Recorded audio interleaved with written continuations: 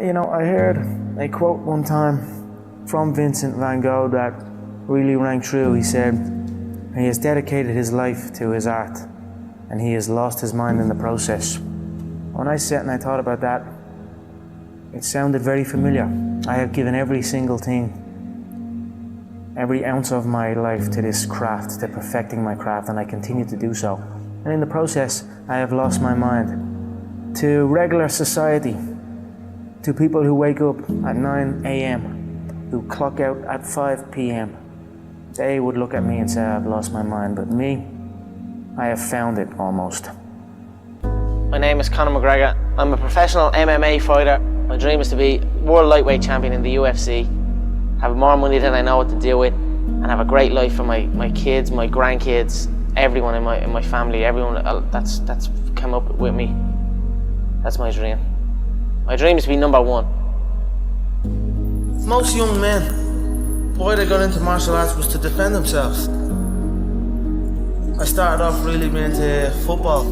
That was what my first dreams were, you know, being a football player and how good you were at playing football and how good you were at fighting, you know, they were the two things where I grew up.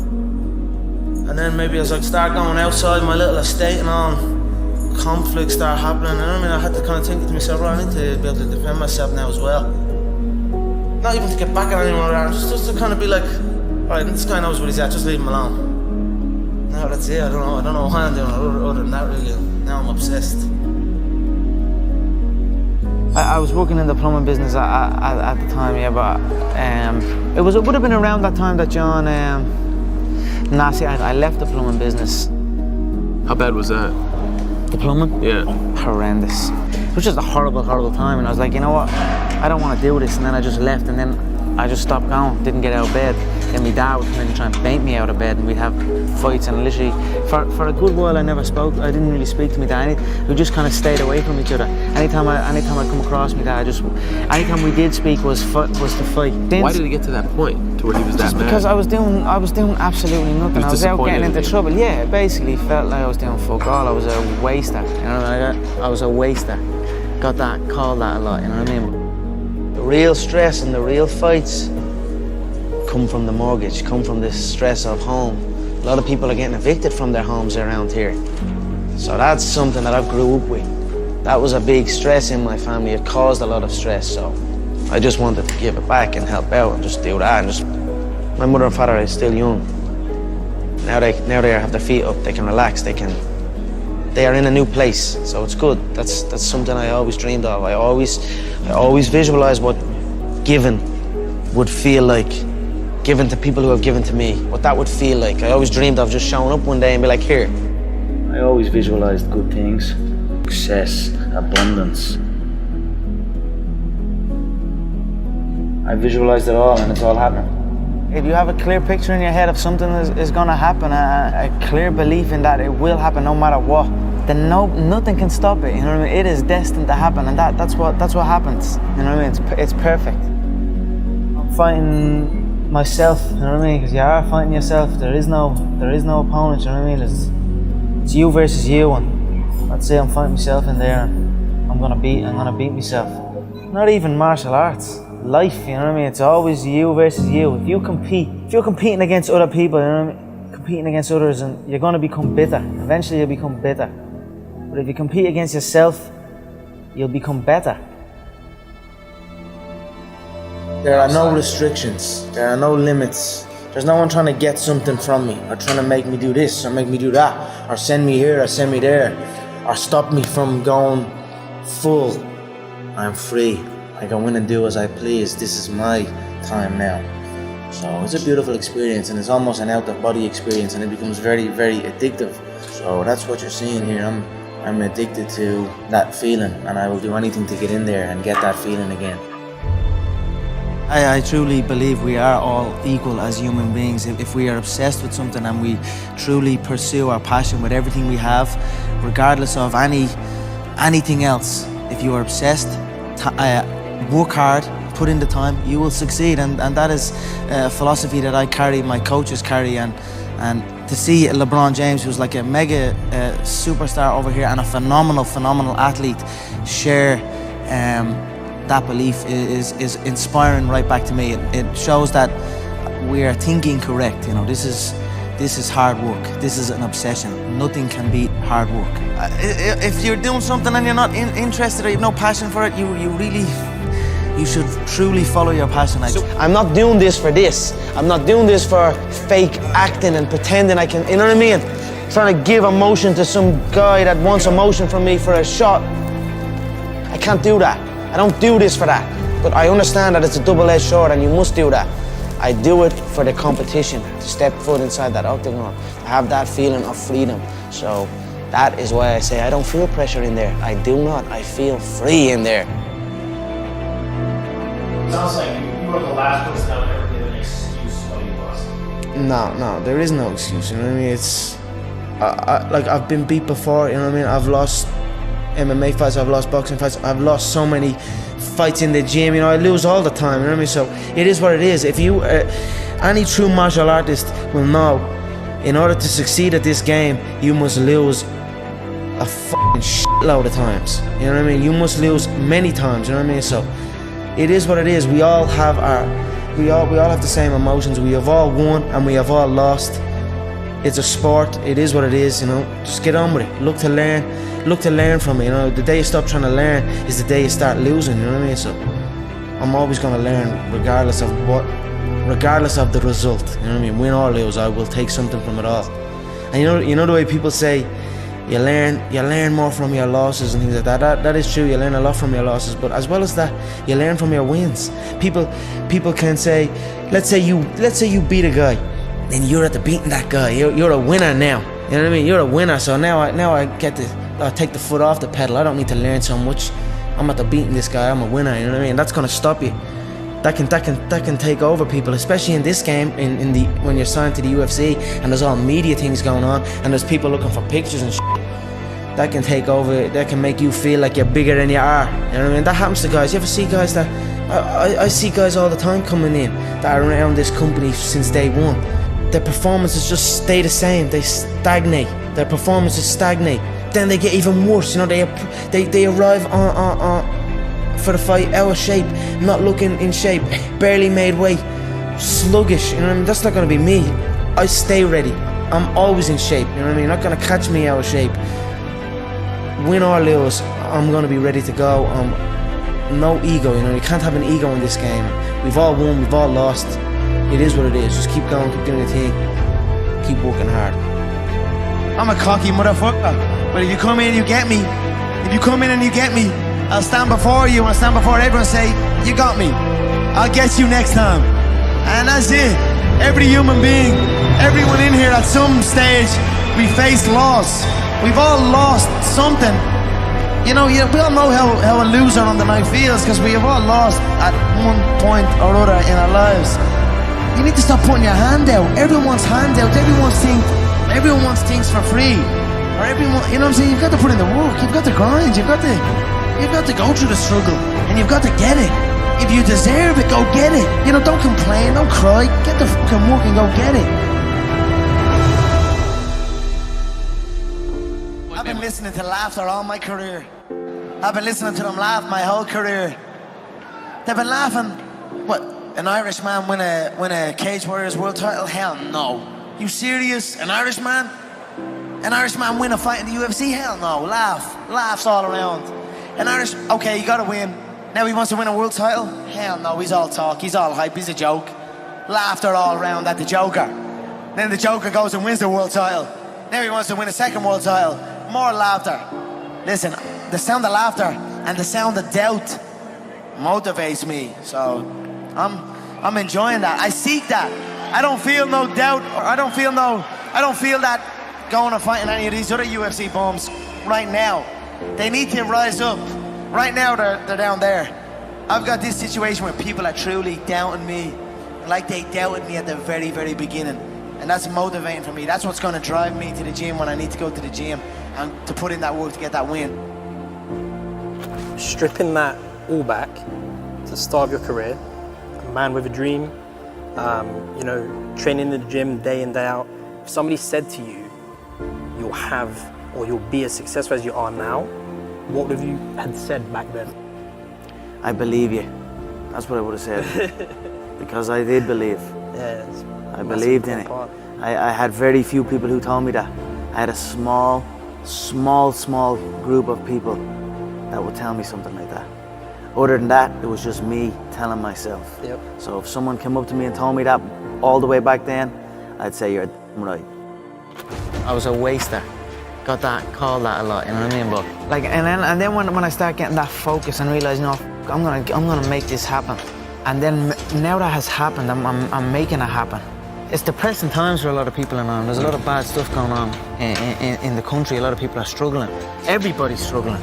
But now since them seeing me chase this dream, it's giving them an energy, and I see a new lease of life in them. And that alone spurs me on even more. So it's all just a perfect storm that's happening for me.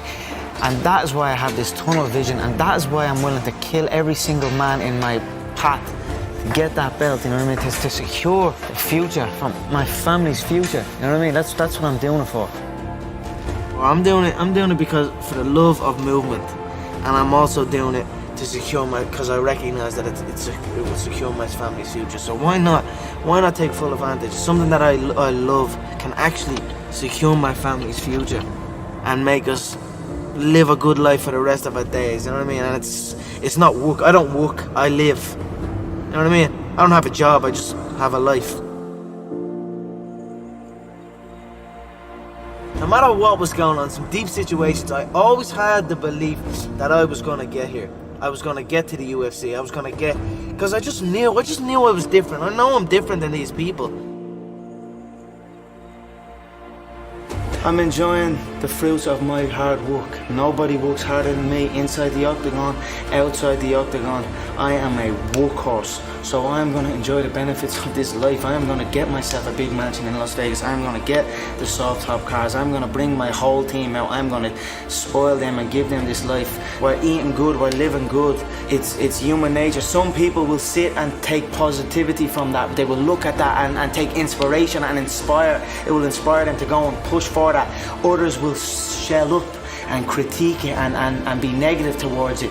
But one thing is for sure, those people will stay where they are. The people who take inspiration from it will rise up and also one day experience that life. So this is human nature. Some go one way, some go the other way. But I am enjoying my money, my hard-earned money that I have dedicated my life to. I can be a product of my environment, you know what I mean? If I'm in with the wrong crowd, I just kind of become wherever, you know what I mean? So that's why I like to be isolated. That's why this has helped me coming out here and being locked in an apartment on my own, building back up my leg, going from rehab to home, because there was no outsiders. It was isolation, it was visualization, it was motivation, and it was dedication. There was nothing else going on in my life, you know what I mean? To get to the pinnacle, it needs to be like that. It needs to be no outsiders. It needs to be, you need to have your team and your focus, and that's it. I don't need friends that aren't involved in this game, or that aren't on the same path, you know what I mean? Because it doesn't make sense. I know nobody can tell me that I move the same as any of these guys, because I don't move the same. I move differently, I move unique, and I know I move unique. Not only that, I speak unique, I act unique. I'm just different than these people, you know what I mean? So I dress unique. I dress unique, whatever. I just feel different to these, on another level, on another playing field than any of them before me. That's why I know I have no doubt in my mind that I'm the great, that I will be the greatest of all time. In my head already, I am better than everybody, and I know, you know, there's a lot of hate come from people, you know, but I know, and I will prove. You give me time, and I will prove it to everybody. When you're chasing your dream and when you're working hard, chasing something you love and completely dedicated, it just happens. You can't really notice it, you know. Even still to this day, I'm in an amazing position in my life, but I'm still working like I'm not. I'm still working like I'm not in this position. Absolutely. I'm still working like none of this is even. It's just something I love to do, and I just keep pushing and keep working hard. I can't pinpoint an exact moment for you, but if anything, I always felt like it was happening way back then. And now it is happening, but now I almost feel like it's not happening. You know what I mean? And I want to push to something else. Absolutely. I'm always striving to push forward.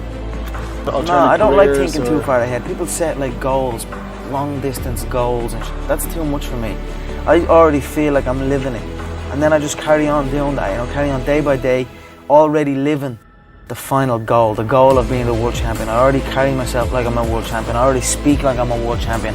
And that's it, I just carry on day by day. So I'll take it as it comes. You know, hard work pays. I put in a hell of a lot of work all throughout this build-up in the fight. I pumped out more content than anybody, more content than Fox, more content than ESPN, more content than BT Sport, more content than everybody on the Mac Live on my own channels. You know what I mean? I'm a fucking workhorse from all angles, not just in the gym. But I'm building this media empire now myself, and we pumped out the content. I'm very proud of how it went. We consistently, daily movies I was releasing, you know, from like a month ago, every single day. You know what I mean? Nobody's doing that. So I'm very proud of it, and I'm very, like, the work pays, hard work pays, and I put in the fucking work, and that's why I'm sitting at the top. I put it all on the line. I show up, I perform, and I get the results from that. So what do you think they'll say about you in 50 years? You know, I'm not quite sure what they'll say about me. They'll probably just say I'm a young kid who showed up when he said he was going to show up. And that's it. I cannot control what people say about me now or in the future. But I certainly know what I am doing, and the stuff that I have done and achieved will live on long after I am gone. I don't think there's a fighter that in the UFC's history that has done what I have done in the space that I have done it. And Saturday night, when I go out there and put Diego away in the first round, I'll prove my worth. He can do it, you know, you never know, but he's not gonna be that easy the way he's been talking. So this is why I call him a clown, you know, so you guys can see everything there. So everybody have a mouth, everybody talk whatever they want. Pressure is an illusion, you know, but I want that illusion of pressure, you know. I heap more on, give me more pressure. So when I put this guy away and make it look easy, which I will do, people will say, how did he do that? You know, let's skip the queue, let's jump this guy ahead of the queue and put him straight in for a title shot. Saturday night, they're gonna see you're gonna see a true #1 contender here on Saturday night. No, honestly, I said I was gonna put him away in the first round. I put him away in the first round. It would have to be something special to come over here in my hometown and take this away from me. There's not a man alive that can come on this soil and beat me. Dustin thinks it's all talk. Dustin thinks it's all talk, but when he wakes up with his nose plastered on the other side of his face, he's gonna know it's not all talk. I'm gonna crack him with a jab and he's gonna wobble and I'm gonna put him away early. It's gonna be a first round KO, mark my words. These featherweights don't understand. Until they get hit by me, it's a haul in the first round, and I knocked them out in the first round. You can call me Mystic Mac because I predict these things. It's the old age, this is the new age. I wanted to come over here to America and show the American public the new era of the fighting Irish, and I brought my whole country with me. If one of us go to war, we all go to war. Well, this was a huge victory for you. This is your first victory over a top 10 contender. What's next? You know what's next. That world title is next. I'm going to fly to Brazil, and if they want, I'll eliminate Chad Mini Mendes and step in and give the fans what they want. Aldo versus McGregor. This is only my second fight back from ACL. It's been under a year since ACL surgery. I've had 2 fights, 2 first-round finishes. Would you doubt me? You probably did. But would you doubt me now?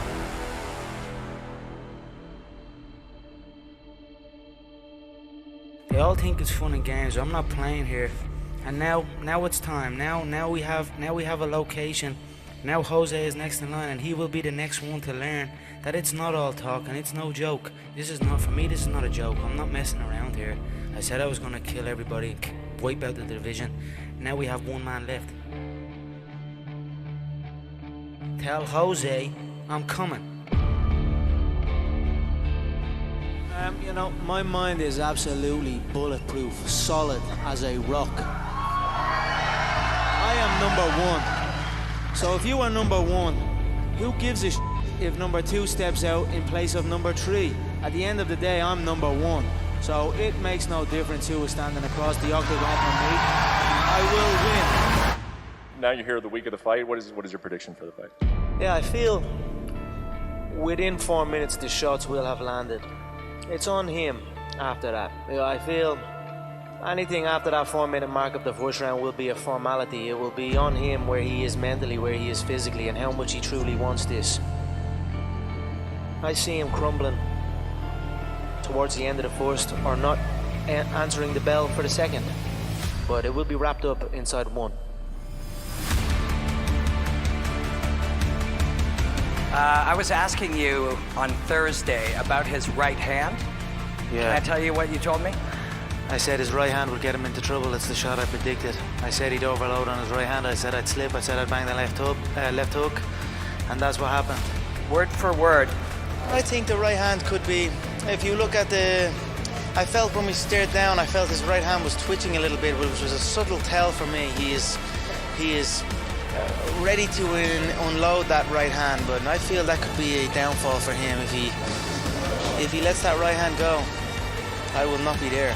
I will create traps and dead space inside that octagon, and I will walk him into that dead space, but all of a sudden he will be in danger. How do you do that? How do you predict these if you can see it here and you have the courage enough to speak it, it will happen. So I see these shots, I see these sequences, and I don't shy away from them. A lot of times people believe in certain things, but they keep to themselves. They don't put it out there. If you truly believe in it, if you become vocal with it, you are creating that law of attraction, and it will become reality. I knew he would overextend, and I knew I'd catch him, so Mystic Mac strikes again. I've always been fascinated by movement, and I always look at people that can move in unusual ways and have complete control of their frame. I don't see them as people that just have control of their body and control of their frame, but they have control of their mind to be able to go into certain positions and balance on one hand, or in unusual positions. To be able to do that, you don't just have control over your body, you have control over your mind. So it's always been something that's fascinated me, and I've always been learning and trying to implement different forms of movement and variety into my game. So it's nice, they called it a fake belt, interim toy belt, clown, joker, all of these things. So I'll go back and I'll sit patiently and wait and hear what they have to say now. Conor, you've been known to make predictions. You're known as Mystic Mac. What's your prediction for UFC 205? Like I said, he's chinny. He has a chin. He gets cracked, he gets dropped. It's happened throughout his career. He's a weathered fighter. He's on his way out. He's very, very lucky to be in the position he's in. One round it will take me to knock him out. The gold belt is what I want. The 2 gold belts. I was a 2-weight world champion in the previous organization. Now I'm on the big stage at the UFC. I want that featherweight belt and I want that lightweight belt. That's my goal. The money is going to come with that. Don't get me wrong. It's prize fighting. I'm after the money as well. But the money comes with the belt. And the belt is what I'm focused on. I don't care about form. I'm gonna wrap one on one shoulder. I'm gonna wrap the other on the other shoulder. And you're gonna need a f***ing army to come take them belts off me.